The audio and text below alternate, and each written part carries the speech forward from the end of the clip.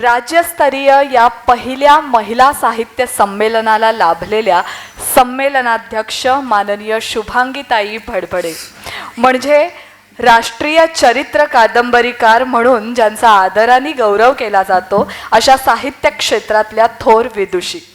तब्बल 22हून अधिक चरित्रात्मक कादंबऱ्या, 10 कथासंग्रह, प्रवास वर्णन, ललित लेख संग्रह, 2 अंकी नाटकांची गाजलेली एक भली मोठी यादी, 13हून अधिक एकांकिका, अशी साहित्याची भली मोठी शिदोरीच या शब्दयोगिनींनी साहित्य क्षेत्राला आत्तापर्यंत अर्पण केलेली आहे. त्यांचं वय आणि त्यांची साहित्य संपदा यांची आकडेवारी सारखीच असं म्हणायला हरकत नाही. आपल्याकडे एक नेहमी आपण पाहतो की बरंचसं मूळ हिंदी भाषेतलं जे साहित्य आहे ते मग नंतर अनेक लोकभाषांमध्ये अनुवादित होतं. त्याचं रूपांतरित वर्जन आपल्याला नंतर वाचायला मिळतं आपल्या लोकभाषेमध्ये किंवा आपल्या मातृभाषेमध्ये. मात्र याला अपवाद असं शुभांगीताईंचं विचारसंपन्न साहित्य. त्यांनी लिहिलेलं बरंचसं मूळ मराठीत असलेलं साहित्य हे नंतर हिंदी किंवा अनेक लोकभाषांमध्ये अनुवादित झालेलं आहे, हे विशेष. आणि मग त्यामध्ये इंग्रजी ही भाषा सुद्धा अपवाद नाही. त्यांनी मूळ मराठीत लिहिलेलं साहित्य हे इंग्रजीमध्ये नंतर अनुवादित झालेलं आहे. आवर्जून उल्लेख करायचा झाल्यास इदम न मम, भौमर्षी, शिवप्रिया म्हणजेच शिवपार्वती, नागनिका, आनंदवन भुवनी या आणि अशा अनेक कादंबऱ्या. त्यांच्या नाटकांचे प्रयोग हे देशाविदेशात आत्तापर्यंत गाजलेले आहेत. स्वामी विवेकानंद या त्यांच्या गाजलेल्या नाटकाचे तब्बल 150हून अधिक प्रयोग देशाविदेशात झालेले आहेत. अमेरिकेमध्ये त्याचे अनेक प्रयोग झालेले आहेत. आणि मुख्य म्हणजे भारताचे आदरणीय पंतप्रधान माननीय नरेंद्र मोदीजी यांनी सुद्धा या नाटकाच्या प्रयोगाला उपस्थिती दर्शवून शुभांगीताईंच्या लेखनाचं कौतुक केलेलं आहे. त्यांच्या लेखन कार्याचा गौरव म्हणून त्यांना अनेक नामांकित पुरस्कारांनी गौरवण्यात आलेलं आहे. अनेक संमेलनांचं अध्यक्षपद आत्तापर्यंत त्यांनी भूषवलेलं आहे. आणि आता राज्यस्तरीय पहिल्या महिला साहित्य संमेलनाचं अध्यक्षपद सुद्धा म्हणजे अध्यक्षपदावर सुद्धा आज त्या विराजमान आहेत. वागेश्वरीच्या चरणी साहित्य सेवा अर्पण करणाऱ्या या मलिकाए अल्फाज असं ज्यांना म्हटलं जातं अशा शुभांगीताईंना मी मोलाचं मार्गदर्शन करण्याची विनंती करते. नमस्कार सर्व मैत्रिणींना. बायका वय लपवतात आणि वय सांगत नाहीत, पण माझं वय सारखं जाहीर करतात. आणि मला याचा आनंद होतो की त्याच्याबरोबर हेही सांगतात की यांच्या पुस्तकाचाही सहस्रचंद्र दर्शन सोहळा झाला, त्यामुळे मला आनंद होतो. अखिल भारतीय आम्ही सिद्ध लेखिका संस्थेच्या वतीने घेण्यात आलेल्या राज्यस्तरीय साहित्य संमेलनाच्या व्यासपीठावर चरित्र लेखिका वीणा गवाणकर, एक होता कारवर्ध या प्रसिद्ध आहे, गोल्डा मायर, एक अशांत वादळ ही त्यांची पुस्तकं तुफान गाजलेली आहेत. प्रमुख अतिथी साहित्यिक सामाजिक क्षेत्रात कार्य करणाऱ्या कायदे पंडित माधवी नाईक, स्वागताध्यक्ष माननीय उषाताई चांदूरकर आणि साहित्य संमेलनाचं विराट स्वप्न सत्यात उतरवणाऱ्या आम्ही सिद्ध लेखिका संस्थेच्या अध्यक्ष प्राध्यापक पद्माताई हुशी, विश्वस्त, मार्गदर्शक, कार्यकारिणी आणि ह्या साहित्य दिंडीत महाराष्ट्रातून साहित्याचा गजर करत नवनव उन्मेषशालिनी सरस्वतीच्या उपासक असणाऱ्या माझ्या तरुण आणि प्रौढ प्रगल्भ मैत्रिणींनो, रामायण काळ, महाभारत काळ यातून गौरवलेली भूमी म्हणजे विदर्भ भूमी, सारस्वतांची भूमी.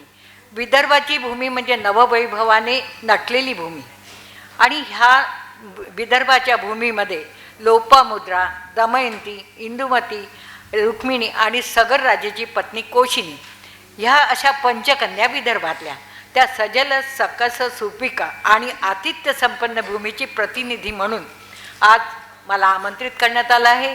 त्याबद्दल मी खरोखरीच मनापासून आनंदी आहे. धन्यवाद नाही देत, आनंदी आहे. आज स्वर्गीय मोहन कुलकर्णी यांचं स्वप्न सत्यात साकारलं आहे आणि ते केवळ 2 वर्षात. याचं मला खरोखरीच आश्चर्य वाटतं आणि आनंदही होतो आहे की एवढ्या सबल आणि सशक्त लेखिका आज इथे आहेत. आणि पद्माताईंनी मला आमंत्रित केलं आणि स्वर्गीय मोहन कुलकर्णी यांची एक इच्छा पूर्ण झाली, कारण अगदी नकळत झाली. कुलकर्णी पती-पत्नी नागपूरला माझ्या घरी आले होते आणि अनेक योजना आम्ही त्यावेळी आखल्याही होत्या, परंतु त्यांच्या निधनामुळे त्या तशाच कल्पना राहिल्या, पण योगायोगाने का होईना पद्माईताईंना माझं नाव सुचावं, त्यांनी तुमच्या कार्यकारिणी पुढे ठेवावं आणि मला इथे आमंत्रित करावं, हा त्यांचाच हे असेल असं मला वाटतं.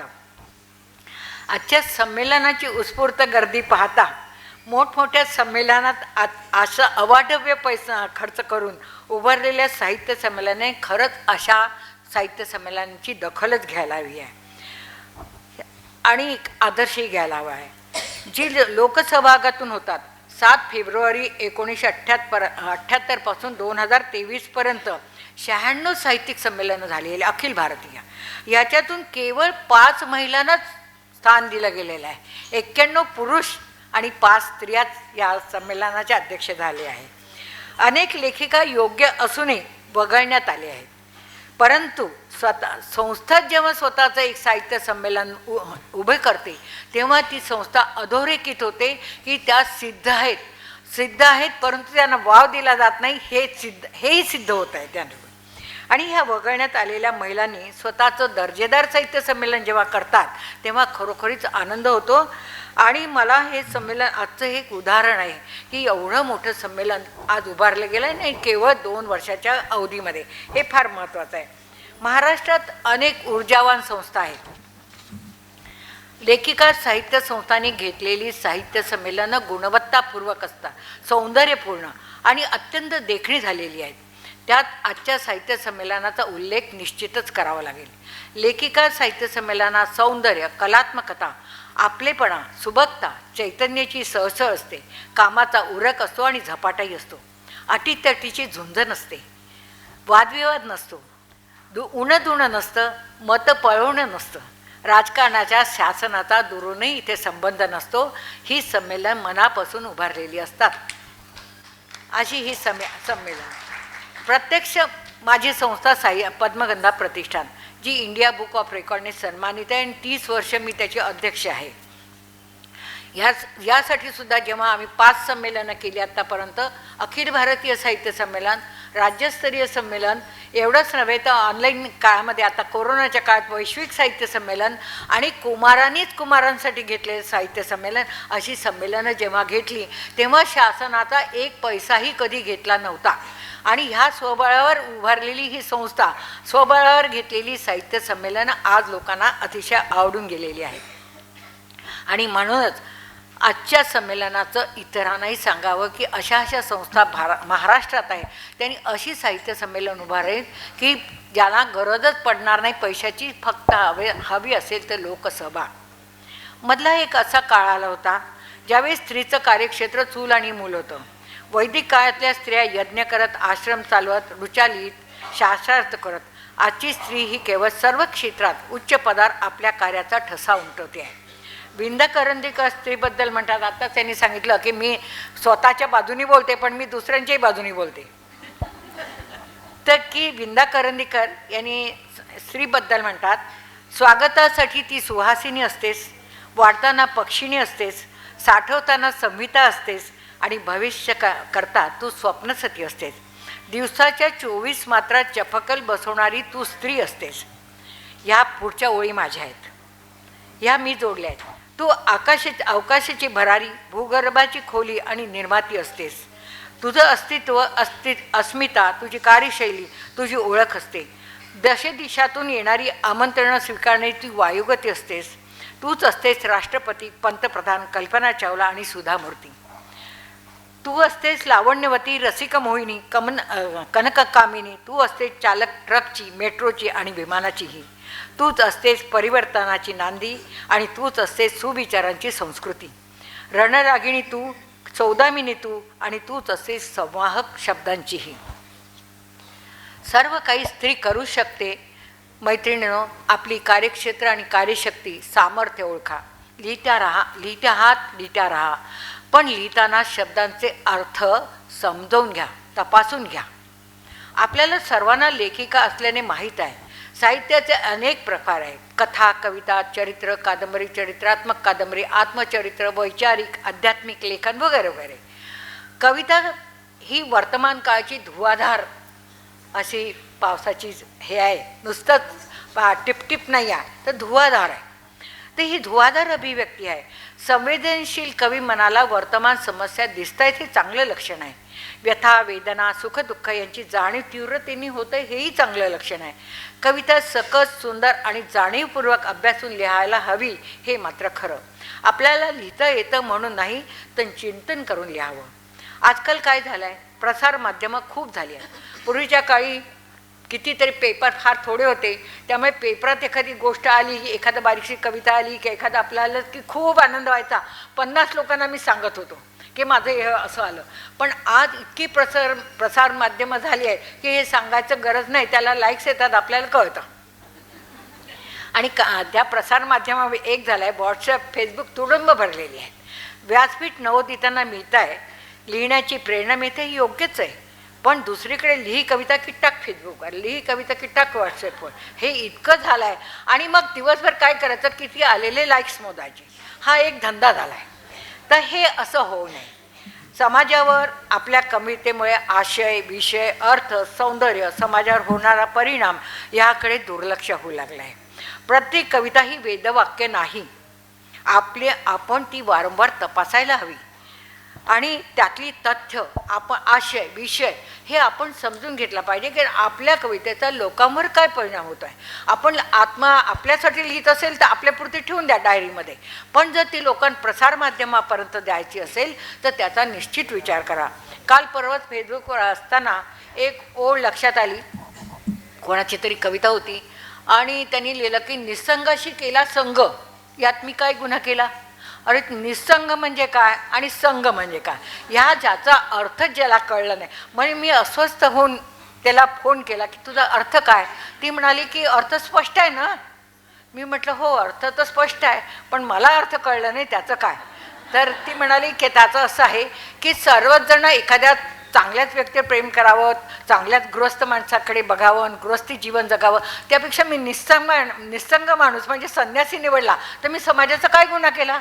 अरे हा काय प्रश्न आहे. म्हणजे आपल्या लिहिण्याने लोकांच्या समाजावर काय परिणाम होतो आहे, आपण काय लिहितो आहे, ह्याचा कुठेही आजकाल विचार केला जात नाही. तर मला असं वाटतं प्रामाणिकपणे कविता लेखिकांनी, कवयित्रींनी अतिशय अभ्यासून आपला आशय, विषय, अर्थ, कवितेचं सौंदर्य, त्याचं मर्म एवढंच नव्हे तर त्याला असलेले अलंकारसुद्धा सुंदर घालावेत आणि ती कविता सादर करावी. आणि यांनी मगाशीच म्हटल्याप्रमाणे आपली कविता आपण दुसऱ्याला पहिले ऐकवावी आणि मग व्हॉट्सअपवर टाकावी. टाकायला काही हरकत नाही. तर असं आहे की कथा साहित्य प्रकार, आता कवितेनंतर कथा साहित्य प्रकार अत्यंत वाचकप्रिय आहे. समाजासमोर हे योग्य उदाहरण याचं देता येईल. कथा अतिशय आनंदाने वाचली जाते. सामाजिक कथा तर सर्वांनाच आवडतात. दीर्घ कथा, अलग आणि परवाच वाचलेली एक ओळीची सुद्धा कथा असते. ही एक ओळीची जेव्हा मी कथा ऐकली आणि वाचली तेव्हा मला खरंच खूप आश्चर्य वाटलं की एका ओळीत कितीतरी अर्थ आणि कितीतरी विषय त्याच्यात गुंतले गेले होते. आणि त्या एक ओळी होती की त्याच्यामध्ये ती होती की एक बूट उजव्या पायाचा बूट विकायचा आहे, एवढंच याच ओळी. पण मग आपल्या मनात किती येतं की हा उजव्या पायाचा बूट का विकायचा आहे, काय कारण असेल, आणि डाव्या पायाचा बूट कुठे गेला असेल. असे जेव्हा अनेक प्रश्न आपल्या मनामध्ये तयार होतात तेव्हा कथेला एक उगमस्थान मिळतं. आणि यातून अशा या कथा आपल्याला जाईच्या फुलासारख्या असतात. आपल्या मनात त्या उमलत राहतात आणि एक वेळ असं येते की मांडोभर त्या तयार होतात आणि एक कथा संपली की नवा विषय पुन्हा सुरू होतो. मन प्रसन्न होतं नव्याने. पण कादंबरी हे मात्र दीर्घकाळ वाट पाहून उमलणारं एक ब्रह्मकमळ असतं. चरित्र आणि चरित्रात्मक कादंबरी दोन्ही अभ्यास विषय, तरी त्यात खूप फरक आहे. दोन्हीमध्ये अक्षरशः नोट्स घ्याव्या लागतात. कॉलेजसारख्या चरित्रात्मक कादंबरीमध्ये सजीवत्व, ऐतिहासिक, भौगोलिक आणि साहित्यिक सत्य किंवा राजकीय सत्य, शासन व्यवस्था, काळ, स्थळवर्णन, भावनात्मकता, काल्पनिकता आणि काळानुसार भाषाशैली असावी लागते, नाहीतर त्याच्यावर टीका होते पुढे गेल्या की. तर असं होऊ नये म्हणून आपला ग्रंथांनी मगाशी म्हटल्याप्रमाणे खूप चांगलं म्हटलं की आपलं लिहिलेलं, मी म्हणते ना की माझी 81 पुस्तकं आहेत, पण ह्याच्यातली ज्या कादंबऱ्या आहेत ते मी प्रत्येक वेळेला दुसऱ्याला वाचायला दिलेल्या आहे की तू तपास. आणि तपास म्हणजे मी त्याला गृहीत नाही धरलेलं, मी बरोबर लिहिलं आहे की नाही, पण माझ्या लक्षात आलं की जे संदर्भ ग्रंथ मी वाचलेले असतात ते इतरांनी वाचलेलेच नाहीत ना. जे संदर्भ ग्रंथ मी वाचलेले असतात ते त्या परीक्षकांनी वाचलेलेच नसतात. म्हणजे प्रस्तावना मी असं करायचे पूर्वी की बा एखादी कादंबरी लिहिली चारित्र्यात्मक की तू वाचवा बरी आहे का बघ, आणि मग नंतर वाचल्यानंतर लक्ष द्यायचं या माणसाचं तर या विषयावर अभ्यासच नाही आहे, याला नुसतं एक वाचक म्हणून देण्यात काही अर्थ नाही. आणि म्हणून मी काही कादंबऱ्यानंतर वाचनाला देणं सोडून दिलं, कारण त्यांचा अभ्यासच नाही आहे. अभ्यास करून जो समीक्षा करेल याच्यावर तोच खरा हे असतो, अभिप्राय असतो. आणि खरं म्हणजे समीक्षक हा मार्गदर्शक असतो. त्रयस्थ भूमिकेतून साहित्याचं मूल्यमापन करत असतो, आपले निकष मांडतो. त्याची भूमिका साहित्यात फार मोलाची आहे. आज समीक्षा गोडबोली आणि गुळगुळीत झालेली आहे. लेखकाचं उदात्तीकरण, योग्य नसताना प्रशंसा हे हेतू हा समीक्षेचा नाही आहे. खऱ्या अर्थाने पूर्ण वाचून त्यावर केलेली समीक्षा आज अभावानेच आढळते. मला आठवतं की रामकृष्ण परमहंसावर मी कादंबरी लिहिली होती आणि त्यावेळेला डॉक्टर बी कोलते जे कुलगुरू होते आणि मोठे साहित्यिक समीक्षक होते, त्यांच्याकडे ती कादंबरी दिली आणि दिल्यानंतर पहिल्याच याच्यात म्हटलं मला आवडली तर मी याच्यावर प्रस्तावना लिहीन, नाहीतर मी लिहिणार नाही. मी नवोदित होते, म्हटलं चला बा काही असो, नाही म्हटलं तरी हरकत नाही. म्हणून मी गेले 8-8 दिवसांनी त्यांचं पत्र यायचं मला, हा संदर्भ कुठला, हा आता ती कादंबरी लिहून पुस्तकं परत केलेली, पण तो संदर्भ आणून मी वाचायचं. 6 महिन्यांनी त्याला मला समीक्षा दिली, अतिशय सुंदर. म्हणजे मला म्हणायचं समीक्षा हा तितकाच प्रगल्भ प्रौढ एवढंच नव्हे तर साहित्यामधला दिशादर्शक असावा. आज प्रसारमाध्यमं जशी खूप झालीत, अनेक व्हॉट्सॲप ग्रुप झाले आहेत तसं ना, आणि त्यामुळे लिहित राहणं हा एक आजकालचा काळ आलेला आहे. आणि मला असं वाटतं हा काळ चांगला आहे लेखकांना, कवयित्रींना, समीक्षकांना. त्यामुळे त्यांना लिहिण्याची एक संधी प्रत्येकाला चांगली मिळालेली आहे. आपल्याला सर्व लेखिका असल्यामुळे माहीत आहे की साहित्याचे जे प्रकार आहे त्याच्यामध्ये आपण जेव्हा बघतो की सावरकरांवर पुढच्याच महिन्यात माझी कादंबरी येते आहे, ह्या प्रकाशनापूर्वीसुद्धा लेखकाला धास्ती वाटली पाहिजे की आपण जे लिहितो ते खरंच बरोबर असेल का. आणि धास्ती वाटतच नाही. आज हा प्रश्न झाला की मी लिहिते तेच बरोबर वेदवाक्य, असा जो प्रकार आहे तो थोडासा टाळला पाहिजे आणि आपण आपल्याला पुन्हा एकदा तपासलं पाहिजे. आणि आज मराठी साहित्य संमेलन आहे, मराठी भाषा अडखळत चालते आहे का हा प्रश्न आहे. तिची गती मंदावली आहे का, मनातून मराठी भाषा निराश झाली आहे का, असे प्रश्न निर्माण झाले आहेत. नवीन पिढी ही इंग्रजी माध्यमातून बोलते, लिहिते. स्वातंत्र्य मिळून 75 वर्ष झाले तरी आपण मराठी बोलताना दिवसभरात अनेक इंग्रजी शब्द वापरतो, कारण ते शब्द रूढ झालेले आहे. अशावेळी मराठी वाचवण्याचं, सांभाळण्याचं आणि घराघरातून वृद्धिंगत करण्याचं काम हे केवळ शासनाचंच आहे का, आपलं नाही का. आपल्या मुलाला, आपला मुलगा आपल्याला मम्मी म्हणत असेल तर त्याला आई म्हणायला सांगावं, हे गव्हर्मेंटनी करावं का. आपलीही काही कर्तव्य आहेत ती आपण पाळायला हवी. म्हणजे आज काय झालं आहे की सावरकरांनी भाषाशुद्धीचा प्रयत्न करून अनेक पर्यायवाची शब्द सुचवले, पण आज भाषेचा मिसळपाव झालेला आहे. अनेक भाषांची मिसळ आणि शब्दांची मिसळ आणि शासनाचा पाव आणि खातो आपण. तर ह्या ठिकाणी मराठी भाषा ही घराघरातून आपल्याला आली पाहिजे, त्याची वृद्धी केली पाहिजे. माझ्या मराठी मातीला नका म्हणून हीन दिनं, कुसुमाग्रज म्हणतात, माझ्या मराठी मातीला नका म्हणून हीन दिनं, स्वर्ग लोकाहुनी थोर मज हिस्से असे महिमानं, रत्न जडित अभंग, ओवी अमृताची सखी, चारी वर्णातून फिरे, सरस्वतीची पालकी, सरस्वतीची पालकी. माझ्या मराठाची बोलू कौतुके, परी अमृतातीही पैदेशी जिंके. अशी ही आपली मराठी. ही मराठी केवळ पाठांतरासाठीच उरली आहे का की अभ्यासासाठी आहे, याचाही विचार व्हावा. माझ्या मते मराठीला पूर्वीचे दिवस यायला पालकांनीच प्रयत्न करायला हवा आहे. परंतु याचा अर्थ मराठी हीन दीन झाली आहे असा नाही आहे. तर आज मराठीतून वाचलं जात नाही आहे जास्त असं आपण म्हणतो, तर ती वाचायची सवय मात्र आता लावली गेली पाहिजे, हे मला असं वाटतं. मग जर आपण बघितलं मराठी आता हिंदी झाली, असं पुष्कळ आता मराठीला अभिजात धरता नाही, मराठी काही वाचलं जात नाही. मग प्रकाशक स्वतःचा पैसा घालून पुस्तकांच्या पुन्हा पुन्हा आवृत्त्या कशा काढतात? आज बाजारपेठेत शेकडोनी मराठी पुस्तकं आहेत. अखिल भारतीय साहित्य संमेलन कोटींची मराठी पुस्तकांची विक्री होते आहे. महाराष्ट्राच्या गावागावातून आज अनेक प्रकारची साहित्य संमेलनं होत आहेत. याचा अर्थ मराठी भाषा आज ठीक आहे. आता भविष्याकडे पाहिल्यास ही चिंता स्वाभाविक वाटणं साहजिक आहे. ज्या ज्या ठिकाणी मराठी माणूस गेला तिथे मराठीचा प्रसार झालेला आहे.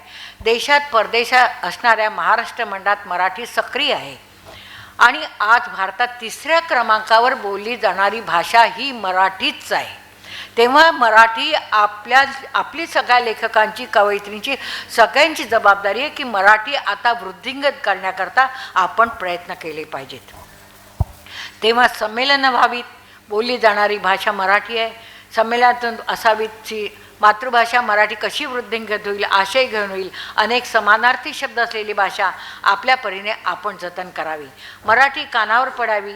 यासाठी तरुण आणि बाल किशोर साहित्य संमेलनंसुद्धा घ्यावीत.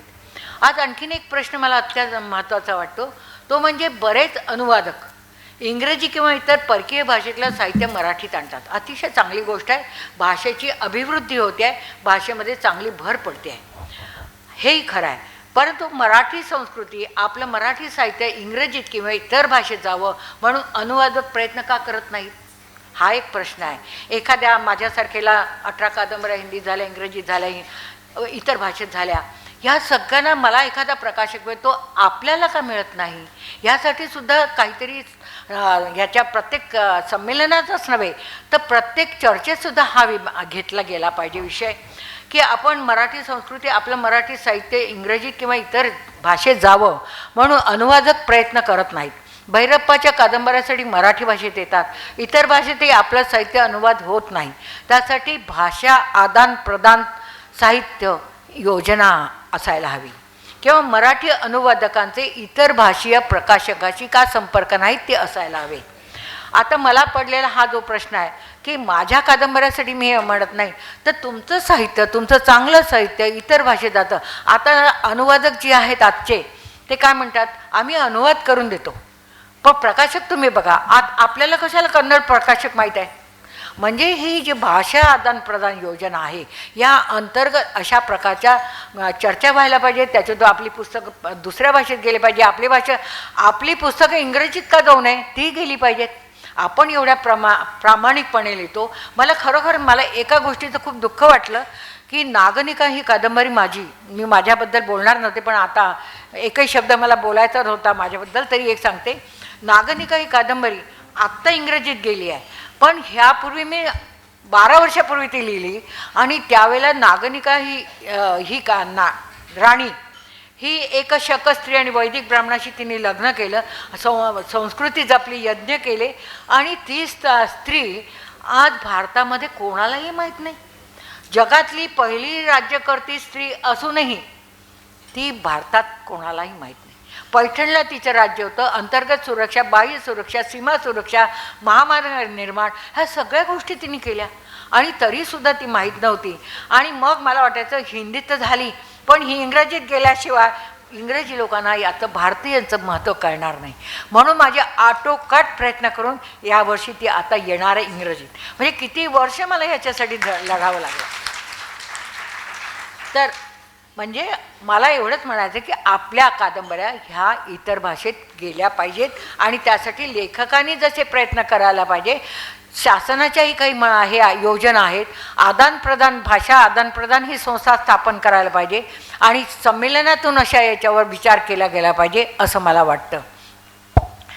मैत्रिणींनो, मला एक आवर्जून सांगावं असं वाटतं की साहित्य निर्माण करताना मी का लिहिते आहे, कशासाठी लिहिते आहे, कोणासाठी लिहिते आहे ह्याचा आवर्जून विचार करायला हवा. मी माझ्यासाठी लिहित असेन तर डायरीत बंद करा. मी लोकांसाठी लिहित असेन तर त्याचा विचार करायला हवा, मी का लिहिते आहे. आणि हे नुसतं कथेला नाही, कवितेला नाही आणि कादंबरीला नाही, सर्वच साहित्याला हा प्रकार आहे. आणि हा विचार करा, शेतकरी आत्महत्या करतात, म्हणून अनेक प्रकाराने त्याच्यावर चरित्र लिहिले, कादंबऱ्या लिहिल्या, खूप काही लिहिलं. आणि दुःख, शासनाचं दुर्लक्ष, शेतकऱ्याचं अज्ञान, दारिद्र्य वगैरे वगैरे याच्यावर भरपूर कादंबऱ्या आल्या. पण जेव्हा मला हा विषय दिसला तेव्हा माझ्या लक्षात आलं की नुसतं असं रडून उपयोग नाही, आपल्याजवळ सकारात्मकता पाहिजे. म्हणून माझी नायिका, कादंबरीची नायिका ही गावाला जाते एका खड्यात, जिथे आत्महत्या झालेली नाही आहे पण आजूबाजूच्या गावात झाली आहे. तेव्हा ती 28 उपाय काढून शेतकरी कधीही मरणार नाही याची ग्वाही देते. अशा प्रकारचं म्हणजे समाजाला एक वैचारिक धन, विचार करायला लावणारं धन आपल्याला द्यायला हवं असं मला वाटतं. आज सर्वांनाच अभिव्यक्ती स्वातंत्र्य आहे. बऱ्याच प्रमाणात स्त्री साक्षर सक्षम झाली आहे. म्हणजे खेड्यातली, गावपाड्यातली स्त्रीच्या हाती मोबाईल आला आहे. सर्वांच्याच भावना व्यक्त करण्याचं स्वातंत्र्य निश्चित आहे. पण अभिव्यक्त कसं होतो, आपण काय बोलतो, आपल्याबद्दल बोलतो का की इतरांविषयी बोलतो? आपण पूर्वीच्या लेखकांची पुस्तकं वाचली आहेत का की इतरांची वाचलीच नाहीत? आपण लिहिताना कुसुमाग्रज वगैरे वाचली आहेत का? किंवा असा विचारला ना प्रश्न तर उत्तरं नाही येतात. मागचे 10 कवी जर कोणाला सांगावं म्हटलं तर लोक उत्तर देत नाहीत. हा असं व्हायला नको. आपण पूर्वजांचं साहित्यसुद्धा, म्हणजे माझ्यानंतर माझंही साहित्य वाचा, हे सांगायचं तात्पर्य. म्हणजे अशा तऱ्हेने समाजातलं झालेलं हे परिवर्तन पाहता आपण त्याच मागच्या रिंगणात फिरणार आहोत का, की आपण नवीन करताना मागच्याही आणि आजच्याही आणि पुढच्याही काळाचं निरीक्षण करणार आहोत. वैदिक काळापासून स्त्रिया आश्रमाच्या कुलपती, ऋचा रचयिता, वाक्पटू, शास्त्रार्थ करत होत्या. काही काळानंतर स्त्रियाला परिवार एवढंच क्षेत्र उरलं. नंतरच्या काळात जिजाबाई, ताराराणी, झाशीची राणी, अहिल्याबाई, मुक्ताबाई, मीराबाई आणि अनेक स्त्रिया भारतात साक्षर होत्या. नंतर सावित्रीबाई फुलेपासून आपण बघतो की आपल्या सर्व महिला साक्षर करण्याचं एक अभियान सुरू झालं आणि ते प्रत्येक प्रांतात स्त्रिया साक्षर झाल्या. सरकारी दरबारी स्त्रिया लेखनिक होत्या त्या काळातही. आजचा काळ स्त्रीच्या उन्नतीचा आहे. शेतकरी महिला असो, विविध क्षेत्रातल्या महिला असो, सर्व क्षेत्र तिच्या कर्तृत्वाने गाजवली आहेत. मैत्रिणींनो, आता एकच शेवटचा मुद्दा. प्रत्येक स्त्रीच्या मागे एक परिवार उभा असतो. आज तुम्ही इथे आल्यात, तुमच्या घरच्यांनी वरण भात स्वयंपाक केलाच असेल, ते जेवले असतील आणि तशा तुम्ही इथे आल्यात निर्भय होऊन, स्वतंत्र होऊन. कारण त्या तुमच्या मागे तुमचा परिवार उभा असतो. कोणी प्रेरक असतो. माझ्या मागे प्रथम माझी आई खंबीरपणे उभी होती. इथे उपस्थित माझी बहीण शुभांगी गान आहे, माझे भाऊ, माझे पती, माझा परिवार खंबीरपणे उभा आहे. हे सर्व श्रेय तर त्यांचं आहेच. तरी वळणावळणावर जी माणसं भेटतात आपल्याला, आपण समाजात जेव्हा जातो तेव्हा वळणावळणार एक चांगली माणसं भेटतात आणि ह्या माणसाकडूनही आपल्याला शिकण्यासारखं खूप असतं. फक्त आपली ती दृष्टी असली पाहिजे असं मला वाटतं. प्रत्येकच क्षेत्र हे नवनिर्मितीचं आहे आणि आनंद देणार आहे. त्याला साधना म्हणजे सातत्य हवं असतं. समोर एक आदर्श हवा असतो. माझ्या मनात आर्य चाणक्य आहे. आर्य चाणक्य यांनी म्हटलं होतं की माझं साहित्य कमीत कमी माझ्या मृत्यूनंतर 600 वर्ष टिकावं. आता आपलं साहित्य 600 वर्ष टिकणार नाही, पण आपलं साहित्य आपल्यानंतर कमीत कमी 50 वर्ष टिकावं अशी तरी आपण विचार करायला हवा. आणि त्या दृष्टीने आपण लिहायला पाहिजे. वर्तमान काळ आणि भविष्यकाळ नजरेसमोर ठेवून. प्रत्येक क्षेत्र हे जसं आहे त्या प्रत्येक क्षेत्रालाच हे लागू आहे. वर्तमान काळ जिंकला तरच भविष्यकाळ असेल. आज मी लिहित असलेलं साहित्य पुढच्या काळापर्यंत अबाधित असावं हा प्रयत्न मी स्वतः केला. तुम्हीही निश्चित करा. समजून उमजून लिहावं असा विचार मी केला, तुम्हीही करावा. सातत्य मी ठेवलं, तुम्हीही ठेवावं. आणि सातत्याची एक सवय असते. अंतःप्रवाह आणि बाह्यप्रवाह अंतःप्रवाह आणि बाह्य प्रवाह यातून लेखनाचा प्रवास चालू असतो. आपलं मन प्रसन्न शांत असतं तेव्हा शब्दांच्या ज्या सरी प्रवाहित होतात त्या कल्याणकारी असतात. व्यथा वेदनातून उमटलेला हुंकार हा आत्मभानाचा प्रकार असतो. आपल्याला माहीत आहे की पाण्यालाही एक स्मरणशक्ती आहे, भावना आहे. तसंच आपण जे पाणी पितो त्याला जर ह्या भावना आहेत तर आपल्या मनातल्या भावना प्रगट करण्यासाठी आपल्याजवळ शब्द आहेत आणि ते शब्द वापरा. जे शब्द प्रगट करतात त्यातला अर्थगर्भ संवेदना लोकांपर्यंत पोहोचतेच. ते शब्दांचं सामर्थ्य ओळखा. तुम्ही धनी आहात शब्दांचे, त्या सुयोग्य याचा उपयोग करा. उगाच शब्द माहीत आहेत म्हणून वापरू नका. मगाशी सांगितल्याप्रमाणे आणि शेवटचं, आणि स्त्रीने ठरवलं तर परिवार सांभाळत मोठा जलकल्याण प्रकल्पही राबवू शकते. याचं उदाहरण म्हणजे आत्ता तर पद्माताई हुशिंगने एवढं साहित्य संमेलन आपल्याला एकत्रित आणलेलं आहे, हा तर आहेच. याचं उदाहरण म्हणजे आणखीन देते की डॉक्टर विजया वाड यांनी केलेल्या साहित्य कोशाच्या खंडाचं काम, पुण्याच्या मंदाताई खांडगे यांनी 5 महिला कोश संपादित केले. तर महाराष्ट्रातून गुजरातमध्ये जाऊन डॉक्टर इंदुमती काटदरे यांनी अहमदाबादमध्ये पुनरुत्थान विद्यापीठाची स्थापना केली. एवढंच नव्हे तर 1001 पुस्तकांची निर्मिती करून त्याचं प्रकाशन केलं. हा महिलेचा विक्रम आहे. आणि त्याचा प्रकाशन समारंभ आत्ता 15 एप्रिलला झाला मोहनजी भागवत यांच्या हस्ते. म्हणजे स्त्री केवळ व्रत घ्यायचं हवं की आपणाला काहीतरी करायचं आहे, हे व्रत घेतलं, जसं उपवास केला की आपण खायचं नाही हे व्रत घेतो, तसंच असं एक व्रत घेतलं की मी थोडंसं काहीतरी लिहीन, पण जे लिहीन ते चांगलं लिहीन. तर अशा तऱ्हेने हे स्त्रीने व्रत घेतलं तर सगळं काही सुरळीत होऊ शकतं. आज आम्ही सिद्ध लेखिका संस्थेच्या वतीने अध्यक्षपद देऊन माझा सन्मान केला, याचे श्रेय मी पद्माताई हुशिंग यांना देईन. गेल्या 3 वर्षापासून त्यांचा माझा फोन संपर्क होता, परंतु माझं नाव कार्यकारिणीला सुचवतील असं मला कधीच वाटलं नव्हतं. आणि ते आज त्यांनी सुचवलं आहे. आज प्रथमच त्यांची माझी भेट होते आहे. सर्वच सिद्ध लेखिकांच्या टीमने मला माझ्या नावाला मान्यता दिली, याचाही मला आनंद आहे. काल परवाच एक गृहस्थ मला भेटले. ते म्हणाले, पुरुषाला एक स्त्री सांभाळणं कठीण असतं, तुम्ही तुमच्या विविध स्वभावाच्या इतक्या स्त्रिया कशा सांभाळतात? प्रश्न बरोबरच होता. त्या प्रश्नाचं उत्तर होतं की लेखिका संस्थेत प्रत्येकीला जुळवून घ्यावं लागतं. वादविवाद घालून काहीही निष्पन्न होत नाही, ते जुळवून घ्यावं लागतं. अध्यक्षालाही प्रत्येकाचे स्वभाव, विचार, कार्यपद्धती हे सांभाळणं आवश्यकच असतं. ही एक कसरत असते, अध्यक्षाची कसरत असते. कुठलीही गोष्ट चांगली झाली तर ते श्रेय सर्वांचं, आणि पण कुठे चूक झाली तर तो दोष मात्र अध्यक्षाचाच असतो. तर अशा वेळेला मोहन कुलकर्णी यांनी उभारलेली अखिल भारतीय सिद्ध लेखिका संस्था पेलणं म्हणजे सहज सोपं नव्हतंच, शिवधनुष्य पेलण्यासारखंच आहे. अशा वेळी सर्वांनी आपलेपणाने ही संस्था स्वबळावर पेलली, त्या सर्वांचं मनापासून अभिनंदन. आज मराठीचा, महाराष्ट्राचा अस्मितेचा गौरव आहे, आनंदोत्सव आहे, लेखिकांचं स्वागत आहे आणि सर्वांचा शुभेच्छा आहेत. आजचं संमेलन स्वतःला साधनेने सिद्ध करणाऱ्या लेखिकांचं आहे, साधनेचा मंत्र देणाऱ्या संस्थेचा आहे. साधनेविना कुठलाही मंत्र सिद्ध होत नसतो.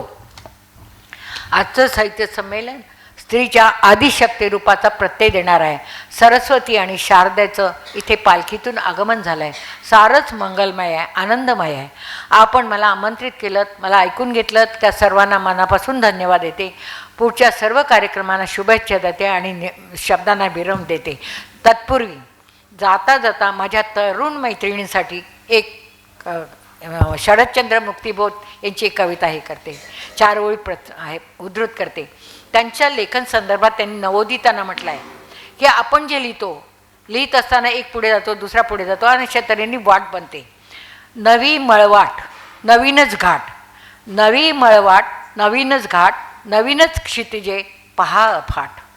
हृदयीलपणे आपल्या मनात सगळं जमवून ठेवणं, हृदयीलपणे म्हणजे मनातून संकल्पना तयार करणं, हृदयीलपणे पूर्ण उलगणे, उमलायचं. नव्या निर्झरा फुटते वाट, मग शब्दांना वाट फुटते. ही खुण तू मनी जपून झरझर चढती डोंगर वाट, आणि तू पुढे जा अशी. धन्यवाद. जय महाराष्ट्र, जय मराठी. मी मराठी, संवाद मराठी, जगण्याचा या अर्थ मराठी, श्वासांचा या गंध मराठी. धन्य मराठी, धन्य मराठी. फक्त 30 सेकंदासाठी मी पायंडा मोडते अध्यक्षीय भाषणानंतर, की प्रकाशन व्यवसाय हा एक वेगळा भाग आहे. एक आवृत्ती किती पुस्तकांची निघते? हल्ली 500 झाली. 1000 गाजलेल्या लोकांची, सर्वसामान्य 500. ती खपायला किती वर्ष लागतात? वर्षातून एक साडी कमी घ्या, पुस्तकं विकत घ्या, म्हणजे हे वाढेल. 10-10 वर्ष एक आवृत्ती खपत नाही. कारवरचा अपवाद आहे, कारवरचा अपवाद आहे. पण कुठलंही पुस्तक जे 500 आवृत्तीचं निघतं ते खपत नाही 4-4 वर्ष. त्यातली रॉयल्टी लेखकाला मिळत नाही. लिहा सांगायचं, छापायचं आणि ते रद्दीत पडून राहायचं. विकत घ्या. स्वतःच्याच प्रेमात पडून फक्त स्वतःच साठवू नका. आपण स्वयंभू नाही आहोत. आपल्याला इतरांचं वाचून शिकायचं आहे. जे ज्ञान आपल्याला स्वतःला मिळत नाही ते रेडीमेड जर कुठल्या पुस्तकात मिळत असेल तर घ्या. तर पुस्तक आधी विकत घ्या, मग त्याची इंग्रजी भाषांतर आपोआप होतील. मराठीची 500ची आवृत्ती जर खपत नसेल तर इंग्रजी छापून आणि कोण घेणार? आधी पुस्तकं विकत घ्यायला सांगा. एवढंच मला सांगायचं होतं. धन्यवाद. खरेखर आपल्याकडे अशी एक पूर्वापर परंपरा आहे की प्रत्येक सणाच्या दिवशी आपण अगदी एखाद्या ज्वेलर्सला नक्कीच भेट देतो आणि तिकडनं सोने खरेदी करतो. मात्र आता सोन्याचा भाव पण वाढलेला आहे आणि त्यापेक्षा आपल्या विचारांचा भाव जरा जास्तच आहे.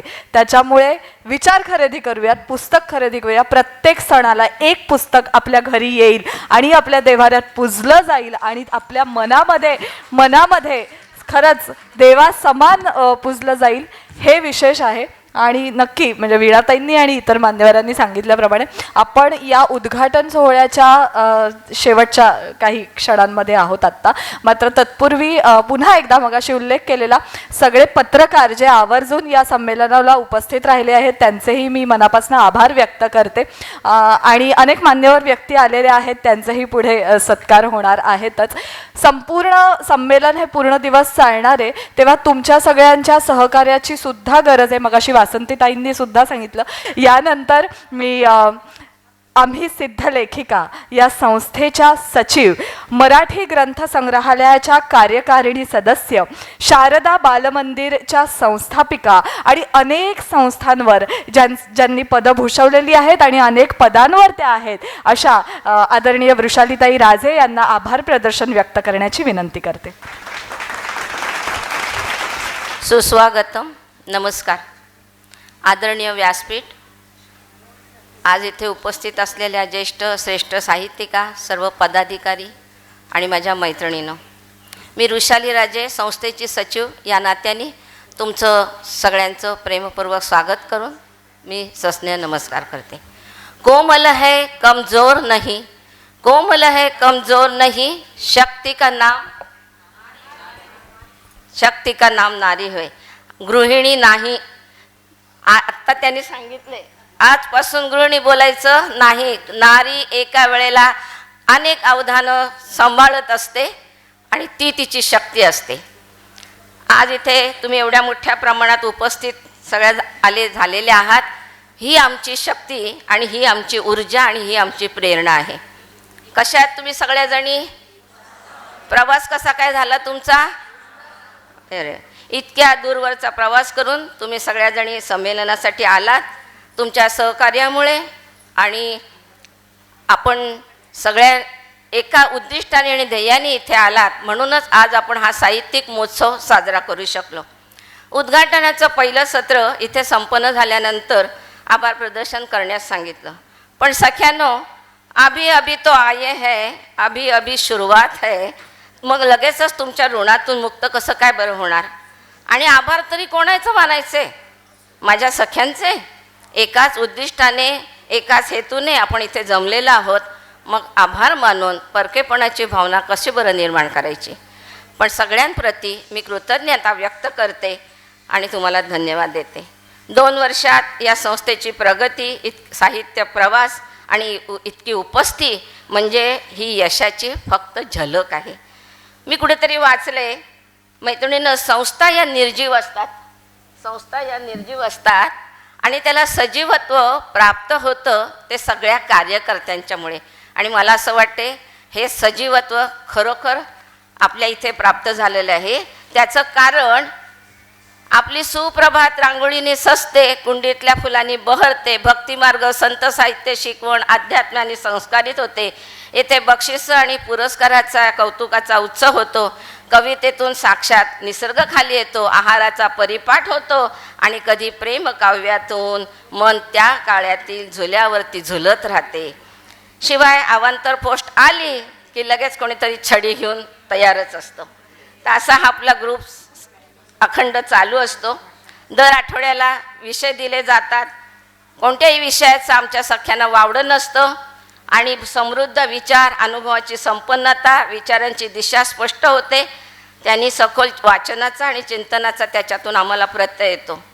मी मात्र जास्त लिखाणात शिरत नाही, कारण मी संस्थेची सचिव या नात्याने शासकीय नियमाप्रमाणे संस्था कशा चालाव्यात याच्याकडे माझा जास्त कटाक्ष असतो. मैत्रिणी, तुम्हाला एक गंमत सांगते. काही वर्षापूर्वी तुम्ही कुठे राहता तर ठाण्यात सांगितलं ना की लोक जरा कुत्सितपणे हसायचे.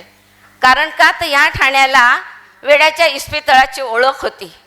पण आता मी ठाण्यात राहते असं सांगितलं ना का लोक म्हणतात वा वा, छान छान.